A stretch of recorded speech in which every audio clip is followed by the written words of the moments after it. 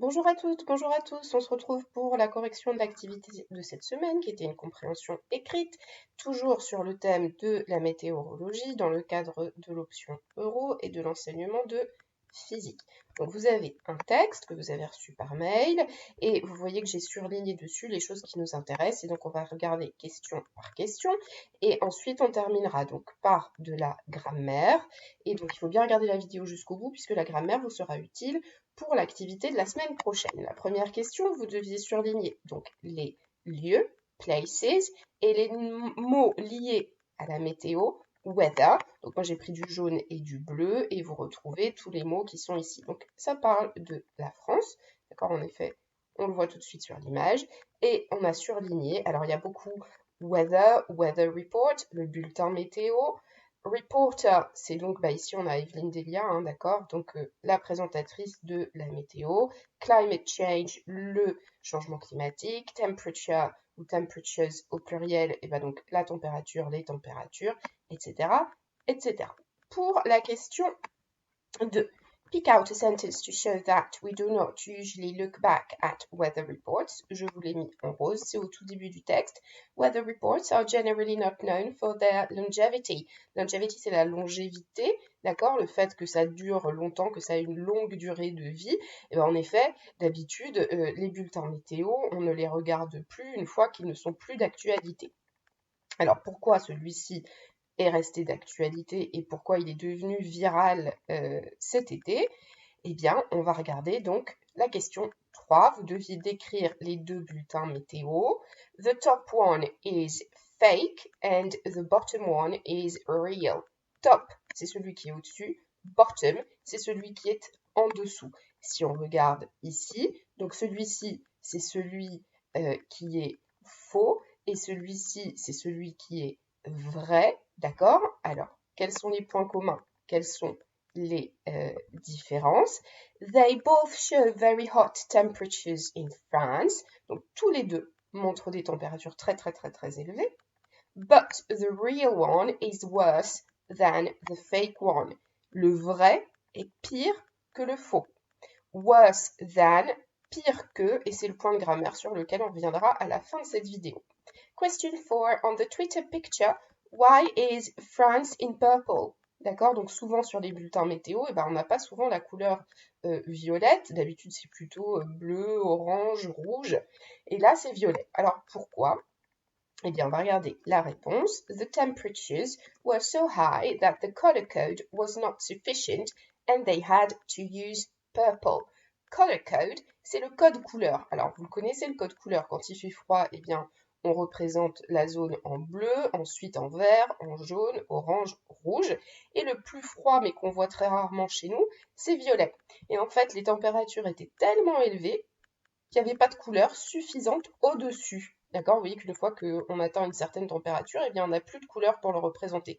Donc, ils ont fait un retour en arrière et ils ont utilisé le violet. D'accord? Et dans le texte, on retrouve une expression assez intéressante puisqu'on a They looped back around to purple. Alors, looped, vous reconnaissez peut-être loop si vous êtes déjà allé dans un parc d'attractions et que vous avez fait un looping, c'est faire une boucle. Et en effet, ils sont arrivés en haut, et bien ils sont repartis en bas.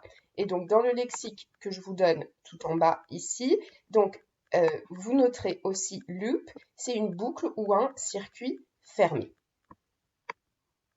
You had, for question 5, to find two bad consequences. 5 people died and 2 nuclear reactors had to be shut down. Ça se trouve dans ce paragraphe-ci. Question suivante. Je l'ai numéroté 7, mais ça aurait dû être 6. Is that sort of day record the best way to analyze climate change? No, it isn't, because these days are extraordinary. To analyze climate change, we need to look at longer periods. En effet, on ne peut pas se baser sur 2-3 journées exceptionnelles dans une année pour dire qu'il y a un changement climatique. Il faut regarder ce qui se passe sur une plus longue période, une année, une décennie. Et là, si on regarde sur une année ou une décennie, on voit en effet que les températures sont en train d'augmenter et qu'il y a bien un changement climatique. La dernière question, vous deviez donc traduire les 2 dernières phrases du texte et expliquer le ton de l'article, the tone. La traduction, donc le climat se réchauffe de plus en plus vite et plus constamment que pendant les 2000 dernières années. Dormez bien.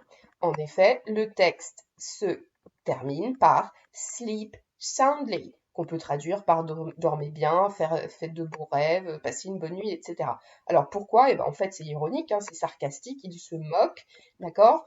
Donc, on peut dire the tone of the article is humorous and scary. We can say it's sarcastic. Donc à la fois, ils rigolent de la situation, mais en même temps, ils expliquent que la situation du changement climatique, elle est vraiment effrayante.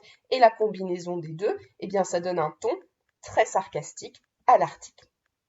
Et on va maintenant passer à la grammaire. Donc vu que dans tout le texte, on parlait de température plus élevée, de l'année la pire enregistrée, etc., eh bien, on va s'intéresser au comparatif et au superlatif et bien comprendre la différence. Donc le comparatif de supériorité, imaginez une montagne avec des personnes dessus qui sont en train d'essayer d'arriver en haut.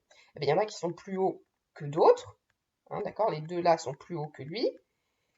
Le superlatif, on parle de celui qui est arrivé en haut de la montagne et qui est le plus haut de tous. Donc gardez bien ces deux images en tête, normalement ça devrait vous aider à bien comprendre la différence entre les deux. Alors comment est-ce qu'on fait pour exprimer ça? Le comparatif de supériorité, c'est pour dire plus que. Le superlatif, c'est le ou la plus ceci ou cela. Si l'adjectif est court, on met l'adjectif, on lui colle ER plus than. Par exemple, hotter than, plus chaud que. Si c'est le superlatif, ce sera the plus l'adjectif plus EST. Exemple, the hottest, le plus chaud ou la plus chaude. Si l'adjectif est long, c'est-à-dire qu'il fait 2 syllabes ou plus, je mets more plus l'adjectif plus than, more dangerous than. Si c'est le plus dangereux ou la plus dangereuse, ce sera the most plus l'adjectif. Il y a quelques exceptions, on en a vu une dans le texte. Hein. Worse than, pire que. Better than, mieux que. Et pour le superlatif, c'est pareil. The worst, c'est le pire ou la pire. The best, c'est le ou la meilleure. Vous avez un petit peu de lexique. Donc, chart, c'est un graphique ou un schéma. Heat, la chaleur. High, élevé ou haut. Above, supérieur à, au-dessus de. Par exemple, on avait vu des températures supérieures à la moyenne. Above. Heat wave, une vague de chaleur. On reconnaît heat, la chaleur, et wave, c'est une vague. Et enfin, exceed, qui veut dire dépasser. Gardez bien en tête donc ce schéma de grammaire et ses explications puisque ça vous sera utile pour l'activité de la semaine prochaine. Je vous souhaite un très bon week-end. Bye bye!